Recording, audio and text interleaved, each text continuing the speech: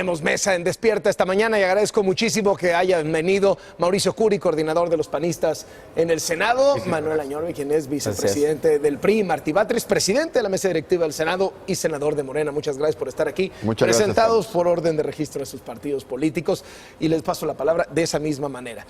¿Cómo están viendo el tema de la reforma educativa? ¿Está la discusión secuestrada por la CENTE, por el Bester Gordillo? ¿Cómo ven al gobierno desde el punto Sin de lugar a vista? dudas, con mucha preocupación que el presidente de la República le haya dado una atribución de veto a la CENTE. De las pocas reformas que fueron aplaudidas por el ciudadano fue el tema de la reforma educativa. El hecho de que le quieran quitar la autonomía al INE, al Instituto Nacional de Evaluación Educativa, es preocupante. Tenemos que buscar tener mucho más competitividad y esto se da con mucho más capacitación y educación. Y en este sentido sí me preocupa muchísimo que estemos secuestrados por un grupo de maestros y que seguramente fue parte del convenio que tuvieron con el presidente en campaña y eso nos preocupa muchísimo.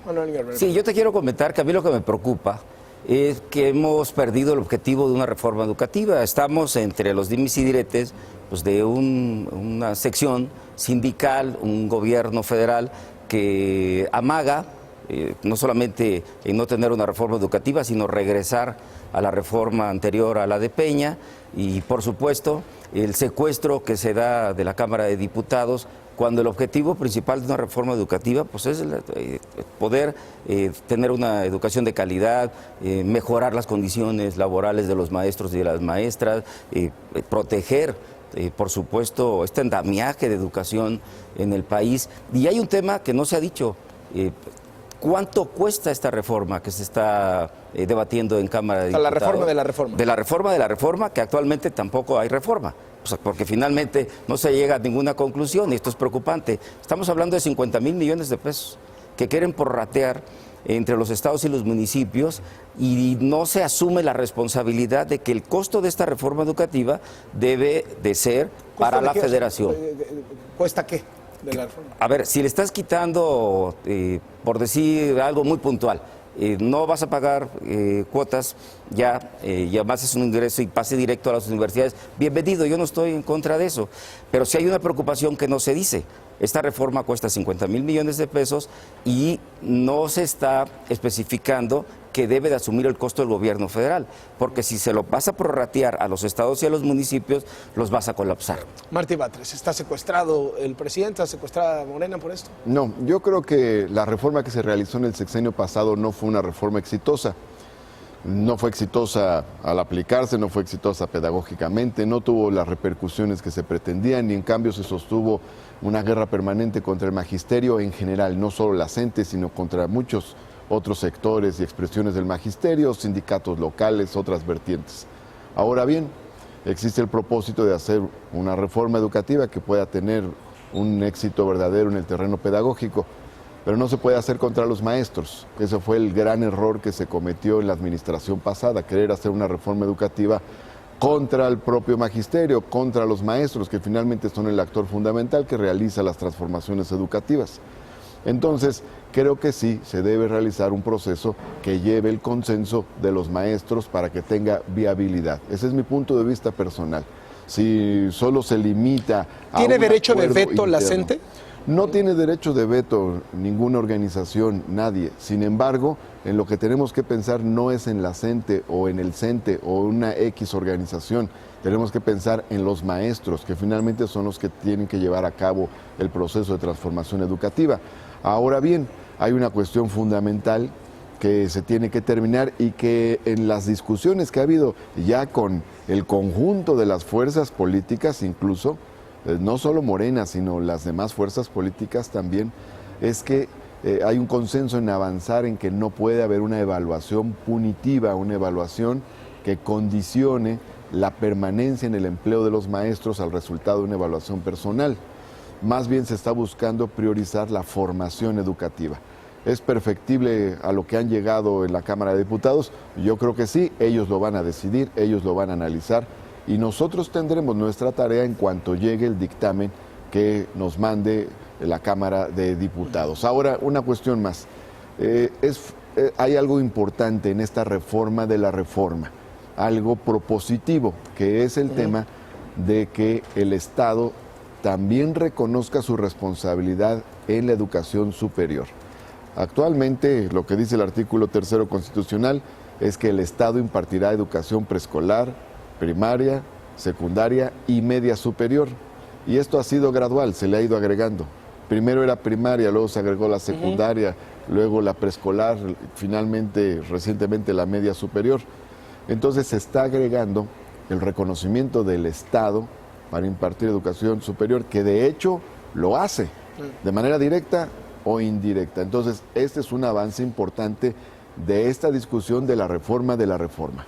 Sí, bueno, no coincido. Creo que lo que se hizo bien en la reforma pasada era quitarle la dirección de la educación de nuestros hijos al sindicato y que lo asuma como responsabilidad del Estado. Eso es muy importante. ¿Y esta reforma está perdiendo eso? Por supuesto que está perdiendo. ¿A quién le está dando la quieren regresar antes de esta reforma, la del 2013. Y lo que comentaba el senador Martí Batres, de decir que ya se va a dar también educación gratuita en las universidades, yo creo que eso es muy peligroso, porque lo que se va a hacer es una fábrica de lectores. Lo que estamos viendo es que se va a bajar la calidad universitaria, porque tenemos una gran cantidad de universidades públicas en este momento, la gran mayoría que tienen problemas financieros. Y si tú no dejas bien puesto los recursos necesarios para las nuevas universidades, para que tengan la calidad y que salgamos bien competitivos, creo que eso sí va a ser un verdadero retroceso y va a ser una fábrica de lectores. A ver, a mí me queda muy claro que, por supuesto, todos debemos de apoyar siempre una reforma educativa que vaya orientada a fortalecer a los maestros y, sobre todo, pues, la calidad de la educación. Y seguimos en una discusión entre la calidad de la educación con la excelencia en términos de un debate que es interminable. Y yo estoy cierto que el tema fundamental lo hemos perdido pues por la toma de la Cámara de Diputados, por los amagues que se dan, por la mesa de negociaciones, y yo no puedo compartir que todo lo que se haya hecho está mal. Puedo coincidir en los términos de que no exista una reforma punitiva, pero tengo que coincidir siempre en una reforma de excelencia en términos de educación. Mira, dos cosas. Primero, yo creo que otras fuerzas políticas tendrán que resolver sus propias contradicciones en este trance de la reforma, porque en principio, en lo que ya se viene discutiendo en San Lázaro, ya hay una aceptación de todas las fuerzas políticas de darle fin a la evaluación punitiva, la evaluación educativa ligada a la permanencia en el empleo. Entonces, creo que por ahí ya se había avanzado, ya se ha avanzado. Ellos tendrán que resolver esa parte. Y en segundo lugar, en el tema de la gratuidad de la educación, es completamente falso que gratuidad de la educación signifique bajar el nivel educativo. Es más, la UNAM es gratuita y es la mejor universidad del país y de América Latina. Entonces, esos son mitos, no es así. Afortunadamente puede combinarse un servicio público y gratuito con la calidad, el rigor que se requiere. A ver, viene el tema de los votos, ¿no? Es decir, en el Senado necesitan por lo menos a un pedazo de la oposición para que salga este asunto. El presidente está en una disyuntiva, si se alía con la CENTE, con el Bester Gordillo, si se acerca a la oposición. ¿Qué va a hacer Morena para conseguir los votos que se necesitan para la reforma de la reforma? Yo creo que no hay un planteamiento de aliarse con la CENTE o con el Bester Gordillo. O sea, eso no son alianzas. Finalmente hay un magisterio nacional que se expresa de diversas maneras y hay que escucharlo como escuchamos ahora en cada una de las coyunturas de cada reforma, los diversos sectores de la sociedad que están involucrados, y escucharemos a trabajadores y patrones ahora que venga el tema de la reforma laboral, y escuchamos a organizaciones de la sociedad civil con el tema de la Guardia Nacional, en fin. O sea, el Poder Legislativo tiene que escuchar, y hemos hablado mucho de Parlamento abierto. Más bien, tiene que escucharse a la sociedad y al mismo tiempo tiene que haber un acuerdo interno. Necesariamente debe haber consenso para lograr cada una de las reformas constitucionales, se aprueban por mayoría calificada, entonces eso es ineludible, tiene que escucharse afuera y adentro. Se ha hecho un bloque opositor, ¿no? Es correcto. La pregunta es, en la administración pasada, en el sexenio del presidente Peña Nieto, cuando salió la reforma educativa, se sabía perfectamente bien que dentro del gobierno no había uniformidad, había un sector del priismo que estaba a favor de la reforma, educativa, un sector que no está a favor de la reforma. Se hablaba mucho de que, por ejemplo, el secretario Osorio Chong de Gobernación no estaba con la idea de la reforma educativa, que era mucho más del secretario Aurelio Nuño, y ahora ese Osorio Chong es el coordinador de los honores del PRI. ¿Se puede romper el bloque opositor y con esos votos del PRI, que no estaban satisfechos con la reforma anterior, sumarse a Morena, dejar solo al PAN y con eso sacar la reforma? No se va a romper el bloque opositor. El bloque opositor está trabajando de manera responsable y en temas específicos. Y en el tema de la reforma educativa, de lo que venimos viendo y conociendo en Cámara de Diputados, pues tenemos coincidencias en la mayoría de ellos y nos preocupa, y yo lo vuelvo a repetir, que con bombo y platillo se anuncia una reforma educativa, se secuestra la Cámara de Diputados, ha pasado a segundo plano, no se va a concluir en este periodo ordinario de sesiones, se habla de un periodo extraordinario, de una negociación con una sección sindical y volvemos a perder el objetivo de una reforma educativa, obviamente de calidad, de excelencia, en apoyo a los jóvenes y a los niños. Y nomás concluyo diciéndote que el coordinador Miguel Osorio Chong es un coordinador responsable y que entiende lo que yo te voy a decir, Carlos. Todas las reformas son perfectibles y eso pues son los mitos que se hacen en torno siempre a una reforma de quién estaba a favor, quién estaba en contra en el sexenio pasado. Nos dijo usted, pero yo he escuchado siempre a mi coordinador muy congruente en términos de favorecer pues una reforma que beneficie a los mexicanos. Ahora, el PAN viene diciendo prácticamente desde que ganó López Obrador las elecciones que es un hombre que no quiere contrapesos, que no le gusta soltar el poder, que le gusta acaparar el poder, que se está volviendo México el país de un solo hombre y que con la mayoría en el Congreso. ¿Cómo es esto consistente con un discurso de entregarle la educación a otro, a la gente? Es decir, ¿cómo el PAN concilia el discurso de López Obrador es un hombre de poder con le está regalando al Bester Gordillo y a la gente la educación, la rectoría del Estado y el dinero y las plazas y demás? Lo primero que se está haciendo en esta nueva reforma educativa que quiere hacer es desaparecer un órgano autónomo constitucional que es el Instituto Nacional de Evaluación Educativa. Lo que no mides no se puede mejorar. Y eso es lo primerito que están haciendo. Y después pasar a la anarquía con los aliados que lo llevaron al poder en las elecciones pasadas. Ahora, nada más terminar lo que comentó hace rato el presidente de la mesa. Tú estás dispersando el dinero. Cuando dispersas tú el dinero en la parte educativa, pues lo que va a pasar es que va a faltar calidad educativa. Por supuesto que coincido con él, la UNAM es de las 200 mejores universidades del mundo. Las universidades públicas, la de Querétaro, es de las mejores universidades del país. Sin embargo, hay que apostarle a consolidar esas universidades, porque el problema no es solamente que haya más universidades, hay que consolidar las que están, porque son los que están dejando afuera a los muchachos. Y por supuesto que esto ha sido un comportamiento desde la llegada del presidente López Obrador. Los superdelegados es para controlar los gobernadores, el tema de ir en contra de la CRE, tener a gente que no es capacitada, que no tiene el perfil, tenerlos, inclusive los votó él mandó y puso a los que él quiso, y como eso te puede decir una gran cantidad de cuestiones, el poder judicial, cómo se quiere cambiar y se quiere cooptar todos los poderes. Esto, por supuesto, que se ha visto desde un inicio, y como frente opositor, por supuesto que el Senado es la última frontera, Carlos, como dique de oposición y de contrapeso al presidente de la República. Martí Batres, ¿cómo le van a hacer, senador, para tener los votos? ¿Es un tema numérico? ¿Se acercan a la oposición y consiguen los votos para la reforma? ¿O ha dicho el presidente, si no nos vamos a la realidad antes de la reforma de Peña Nieto, a la realidad antes de 2013? Eso sería entregarle la educación a la CENTE y el Bester, ¿no? Mira, en cualquier caso tiene que haber acuerdo, en cualquiera. Y se han construido los acuerdos en el Senado, en todas las coyunturas. Hemos realizado 4 reformas constitucionales, extinción de dominio, delitos graves, Guardia Nacional, lo de la inmunidad presidencial. Necesariamente tiene que haber consenso para lograr una mayoría calificada en el Senado de la República y siempre se hace el esfuerzo para ello y siempre lo alentamos, porque a final de cuentas, por un sentido práctico y porque además una reforma acordada entre todos es una reforma que tiene más peso.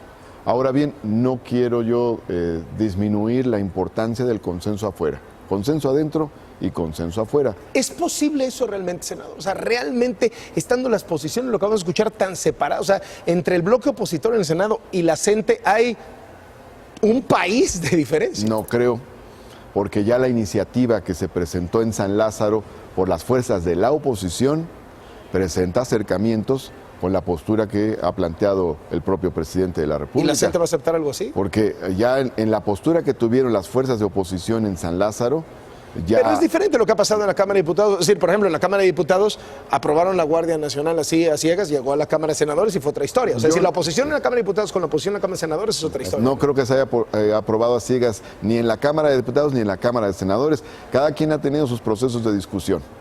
Finalmente, hay reformas que han salido mucho más rápido en el Senado. Por ejemplo, en el Senado fue muy rápida la reforma de delitos graves y se tardó mucho más en la Cámara de Diputados. No porque en el Senado se haya aprobado a ciegas, finalmente hay procesos distintos de discusión. Pero soy optimista y además, perdón, Manuel, Sí. creo que el diálogo es lo mejor. Adentro del Congreso y del Senado y hacia afuera con la sociedad también. No fue bueno el apresuramiento en la reforma educativa en el sexenio pasado. Ya a la mitad del mes de diciembre ya se estaba aprobando. Poco antes de la Navidad se estaba aprobando una reforma constitucional. Yo creo que faltó mucha discusión ahí. A ver, en esta reforma lo que vemos es que está congelada. Y también te quiero decir que hay temas que no van a pasar en Cámara de Senadores, donde hay consenso por el bloque opositor. Por supuesto, la revocación de mandato. Y si hablamos nuevamente en un punto de reforma educativa, pues seguimos atropellando a las estancias infantiles. O sea, las estancias infantiles finalmente son de instancias de maestras, maestros que dan clases, que no solamente cuidan a los niños y no le podemos dar los recursos necesarios para que puedan salir adelante.